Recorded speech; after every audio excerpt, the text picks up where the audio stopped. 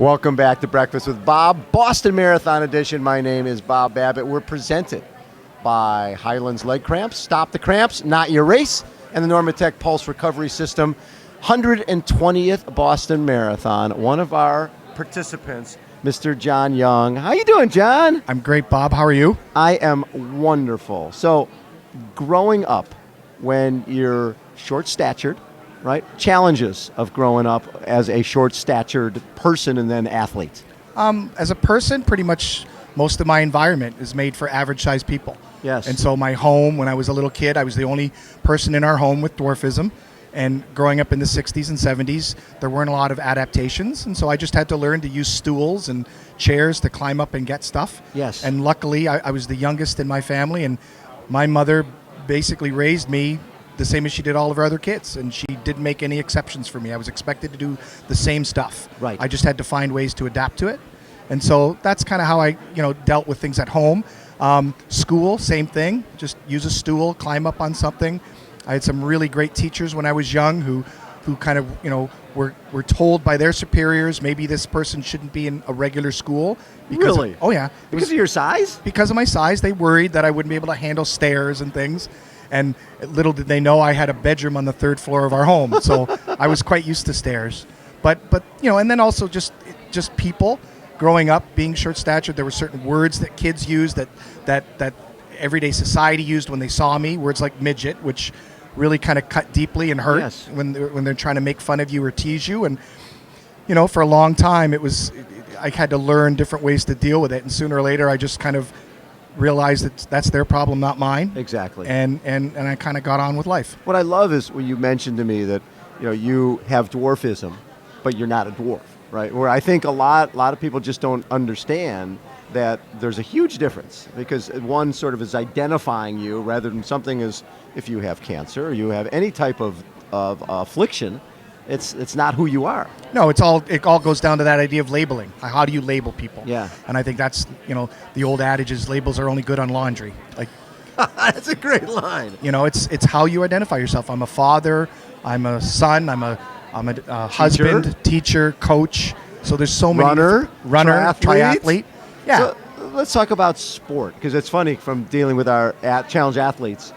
When I talk to a lot of our kids growing up, Sarah Reinertson is a single above knee amputee. It's like she was allowed to play in the soccer team, was kicking the ball over on the side. I'm assuming that your experiences as an athlete and getting in the sport were very similar. They were. I was kind of like in a lot of sports. I remember playing town baseball, but then when I got to school and there were teams, I was the manager or the water boy or whatever, and I liked that. I loved the team. I was included. I was a valued member of the team. Yes. And people never thought any less of me, but those things just weren't there for me, and I kind of took up swimming, and that was the sport I did as a kid and did a lot of, and never did any running or cycling until much later in my life. And when did running come into your life? Not until I was 43 years old. Back in 2009, I decided, I thought, wow, I'd been diagnosed with sleep apnea a couple of years earlier. Was 195 pounds. I read that, 195 pounds. Yeah, wow. I was. It can get away from you all of a sudden. It can, and luckily my wife encouraged me to get to the doctor. So I was diagnosed, started using a CPAP machine, lost a lot of weight, got back into the pool, and then did a little bit of cycling because I started actually using my wife's bike. Yep. And I cycled back and forth to school a couple times, 10 miles from my home. And then somebody sent me a video of Dick and Rick Hoyt doing an Ironman. And what I saw in that video, I think, was a father's love for his son and a son's love for his father. And that connection to me really hit home because my son at that time was struggling. He's also short-statured. And he was being teased at school and being told he wasn't fast and not being picked for teams until the very last. And I thought, what can I do to kind of show him that's all about your effort? And so I decided to do a triathlon. So 2009, I did a sprint distance aqua bike race. Absolutely loved it. A few weeks later, signed up and did my first sprint full triathlon, and had never done any running. So literally 4 days before my first triathlon, I said, I'm going to go do a 5K. My legs were absolutely killing me. And that was, 7-8 years ago, and now here we are. What I love is about our sports is our sports are equal opportunity abusers. Running, triathlon, cycling, mountain biking, it doesn't care. Those sports don't care how tall you are, how short you are, how heavy you are. It's anybody can do it, right? Absolutely. And I'm guessing that you found the inclusive nature of our sports to be a little eye-opening. Absolutely. I've never had a race director kind of question me applying for a race. Yeah. Never, the first couple, I remember emailing them and say, hey, I've got dwarfism. I'm really interested in doing a triathlon. Are you okay with that? And all of them were like, no question. Of course. We want you. And I loved it.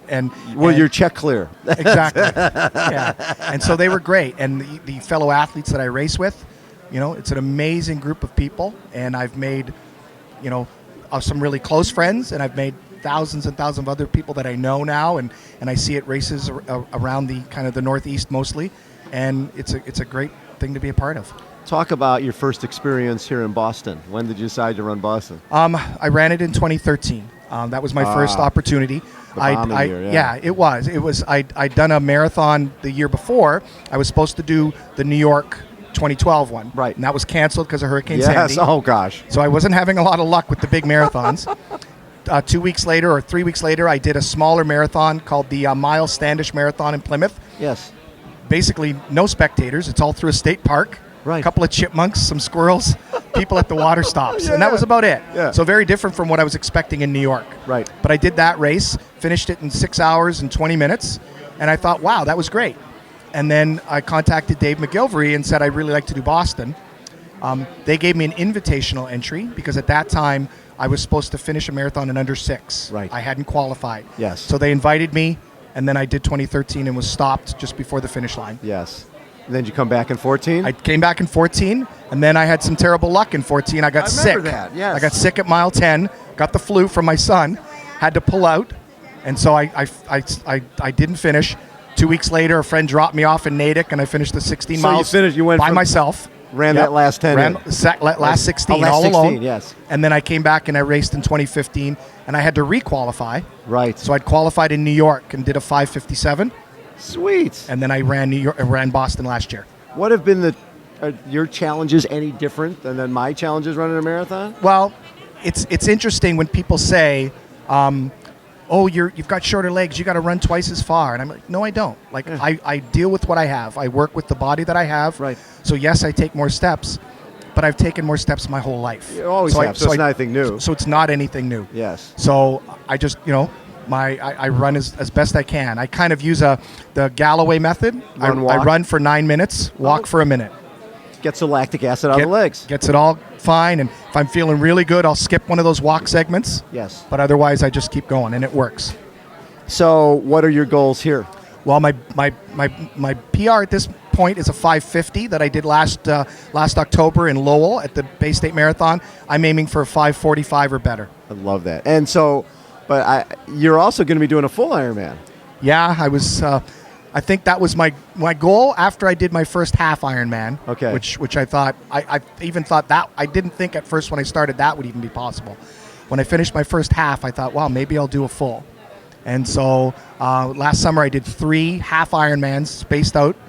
Wow. And in September I got my personal best at the Pumpkin Man Triathlon in Maine. Yes. Did it 7:58. Nice. And a few weeks later signed up for Maryland. One of the reasons I've always encouraged the athletes from Challenge Athletes Foundation to participate in events is I think it's really important to see the athletes out there for the regular age group folks, because they go, oh, I didn't realize how the leg works. I didn't realize what you can do. Plus, people at home who are dealing with the same type of situations or different ones can go, if they can do it, so can I. I'm imagining that other people with dwarfism might have reached out to you going, well, wait a second, if John's doing triathlon, if John's running a marathon, what's my excuse? There are a number of people now with dwarfism who run. Julie Windsor has done Boston a couple times. Yen Trang is coming back to Boston for his 3rd time, and they're both runners. They're not dabbling in triathlon at all. There's Ryan Gambrell out in San Diego. Ryan's a great swimmer. He's been doing some sprint triathlons. There's and there's also an athlete out in Spain, Raul Mico, and he's up to now. He's done his first half Ironman, and he's much younger than I am, and they're all three of those people are quite a bit faster than I am. Yes. Because I turned 50 in January, and so I'm not only playing the, I'm short statured, I'm also playing the age card. So I'm basically encouraging people on two fronts that don't blame your body for what you can or can't do, but also don't blame your age. Age is just a number. Just like height. So talk about Achilles, Achilles International, and what they do for you. Achilles has been great. They reached out to me after I did the New York Tri in 2012, and they basically said, would you like to race with us? I love that. And I live in Boston, and so I go back to New York as much as I can and race with that triathlon group. I run with them when I can in the New York Marathon. I'll be running with them again on Monday in the marathon. They've been amazing. I think more than the financial support that they've helped me with certain races, I think is the part of being a team. I've never been on a team of what I call equal leveled athletes. We all have our physical challenge. Many of them are visually impaired. They have some brain injury people. Yes. There's the whole freedom team, all of the wounded warriors that race. Yes. And we're all a great family, and each of us has a story, but they've got some great guides, some great support people. Kat Bateman in New York City is amazing, and Dick Traum, who leads the Achilles Foundation. They're an amazing family to be a part of. Really good stuff. So tell me about Be the Hammer. Be the Hammer. That came about after 2014 when I wasn't able to finish. Yes. I was really upset because I wanted to replace those bad memories of 2013 for my family. Right. My wife and son were at the finish line in 2013, saw the bombings, Yes. and were not injured, but really had some trauma, I think, mentally and emotionally. And so they were there in 2014 waiting for me. Took a lot for them to get back to that finish line to wait. And I had to call them and say, I'm not coming. I'm sick. I'm taking a bus. So when I got back, I was literally bawling my eyes out. And my 11-year-old son at that time just looked at me as mature and as plain as can be and said, Dad, sometimes you're the hammer, sometimes you're the nail. Today, you're the nail. And so I remember writing that story, and then somebody said, you just got to be the hammer. And so now that's my hashtag. It's on my bike. I got a brand new bike made by Seven. Seven has customized the machine for me. I'm ready to race, and that is my mantra. When you're out when you're doing a triathlon, what do you find the toughest part for you? I think probably the running. Yes. Just but I'm getting used to it. I'm getting better.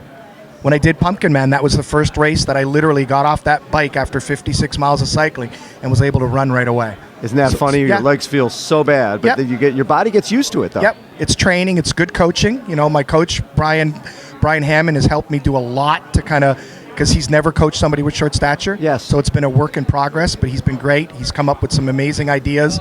I train my marathon running like an ultra marathoner, and I don't do a single long run. I'll do about 60% of my run on Saturday and then 40% on Sunday. And I find that gets me ready for the distance, but my body isn't so doesn't banged up. beat you up. Nope. And do you find that the cross training has helped your running? Absolutely. The fitness on that bike, like I find my cardio and the swimming obviously helps my upper body. And when you run, when you get weak, you tend to kind of hunch over and you start to you compress and I find that the swimming keeps my body all up. It helps, I remember, raise my shoulders, keep up, smile, look ahead.